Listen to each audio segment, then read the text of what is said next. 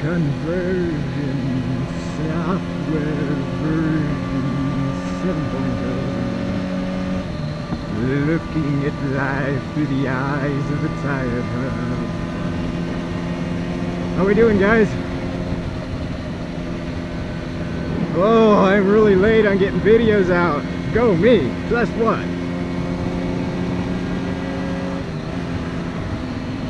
No, I've just been really busy with stuff lately. And I haven't been in like too big of a vlogging mood either. It's weird. I still go out and ride. But I'm just out for the ride. I'm not out to make a vlog. I mean, when you do a vlog, you kind of got to be in the mood. You know, like today I really feel like talking about something. And the past like week or so, I don't know. Anyways, enough with that said. I'm back at it today because I thought of something I wanted to talk about. Oh, stop riding so close to me, truck. Guys, if you're in a car, don't tailgate motorcycles. It makes us nervous. Anywho's, what I wanted to talk about today was why I got 1000cc, or a leader bike as people call them in this here sport biking world. We'll leave it at that. For one, I don't have like long distances to go all the time, but when I do have to go somewhere at a distance, it's normally quite a distance. And a 250, if you see my 250 on the highway video, you know that they can keep up, you know that they can pass cars, but I mean, it's just not practical for a long distance. So that's one of the reasons kind of why I wanted to go with a 1000, even though a 600, that's really a dumb reason now I think about it, because a 600 can do it just fine too. But the biggest reasoning had to do with motorcycle licensing here in Utah. It's not, I don't know how it is everywhere else in the world, but here they do CC restrictions on motorcycles. So it's a tiered license system. It breaks down as there's like a 50cc class and under. There's a 250cc class and under. And then there's one that goes, you can ride anything up to 649 cc's. And a 650 is everything. Like bigger or smaller, whatever. So whatever you test on, there's a beater car there for a new one. But whatever you test on, you gotta ride basically that cc or less, unless you test up on a 650. I knew I wanted to get a sport bike, and most sport bikes, you know, you got 600s or 1000s. Suzuki does make their 750, and Ninja's kind of got their parallel twin 650, and I know there's the SD 650. But I wanted your inline 4, go fast race bike with turn signals, I guess is the best way to put it. So basically 1000, I could have done the Gixxer 750, but I'm not a big Suzuki fan. Not a big Gixxer fan. I think too many people get that just because of what it is. It's like, well, I want to be a motorcyclist, and I want a sport bike, I want a Gixxer. I don't want to fall into that crowd. I want something different. I know Ninja's a huge name too. Still ain't like a Gixxer. And I'm sure they're great bikes. You know, I've read quite a bit about them. I've heard their motors are excellent at top end. But it wasn't the bike for me. I'm not a fan of the looks is the biggest thing. And a lot of people disagree with that and swear by Gixxer looks, but I don't know. I can't do it.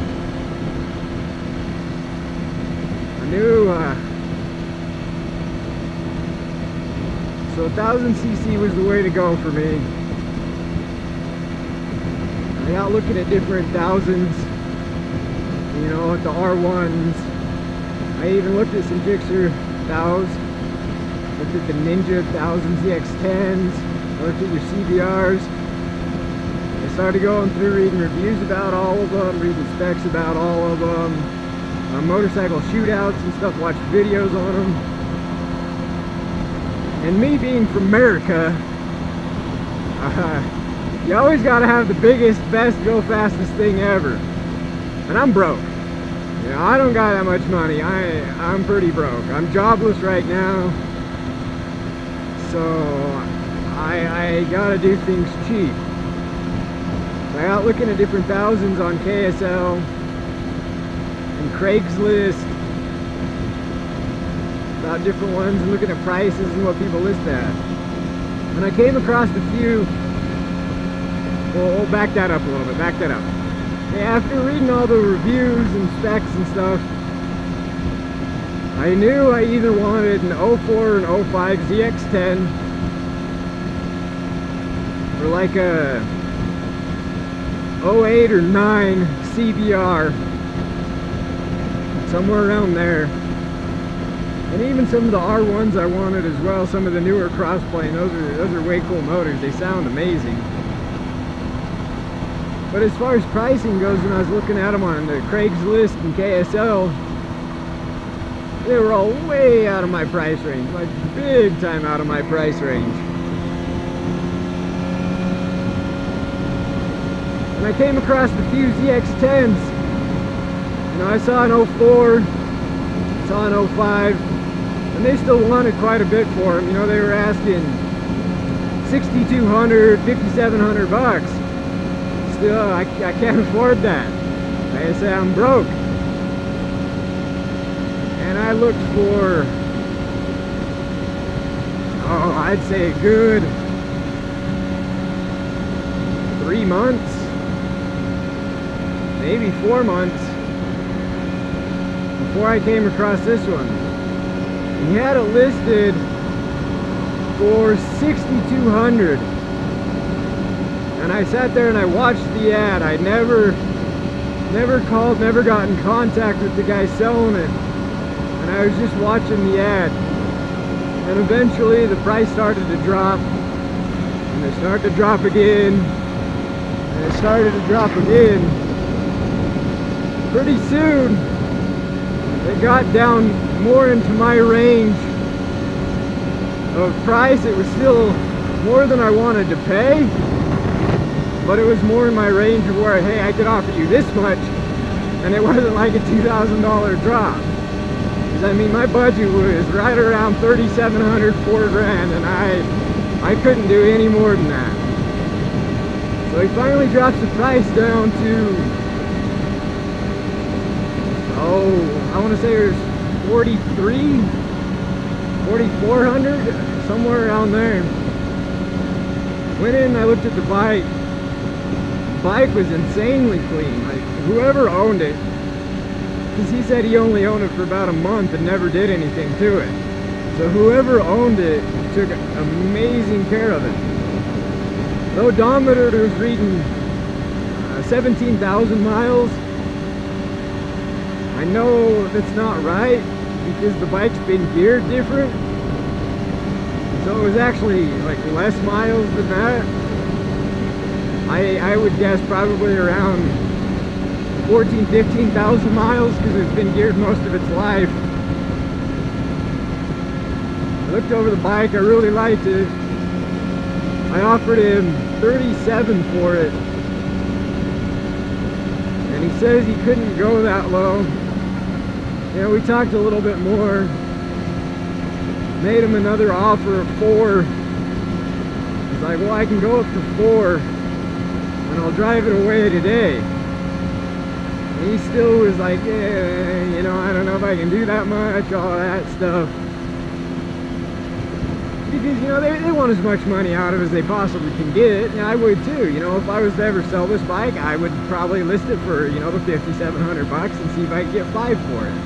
I'm not going to. I absolutely love the bike. But I can see where he was coming from. So I go home, you know, he's thinking about the offer. He gives me a call the next day and he says, I've got a guy offering me $4,100, but it's a loan, and if I was willing to match that, because I had the cash.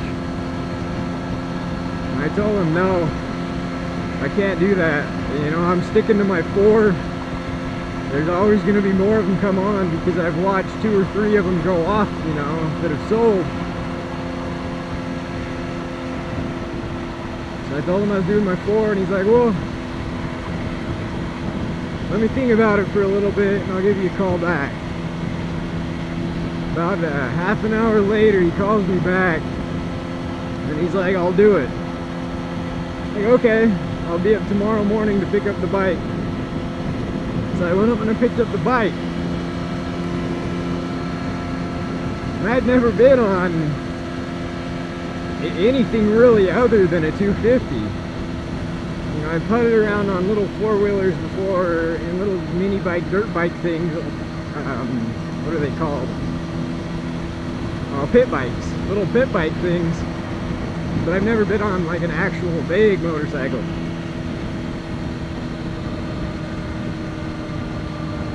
So this was a surprise. Right now, home to say the least. But no, it was a lot of fun. You know, I had a good thrill about it. But that's why I went with 1,000. You know, that's kind of a skewed off topic of why I went with that. And I went with it because of the CC sizing. I needed the bigger so I could get my motorcycle's license to ride everything. I didn't want to be limited to a class of something smaller, so and I kind of strayed away from it, but I don't know, I think it turned out pretty good. Holy crap, Cop, you're talking on your phone and speeding. I'm going 11, 12 miles an hour over. You blew by me on your cell phone? Wow. I'm glad that's on camera. Boy, I can show that to the next person that pulls me over.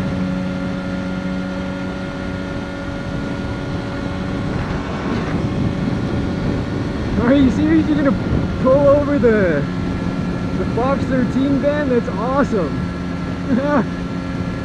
News van getting pulled over on camera.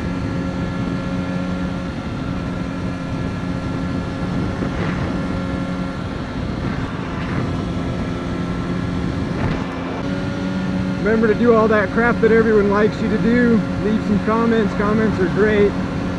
Peace off, everyone.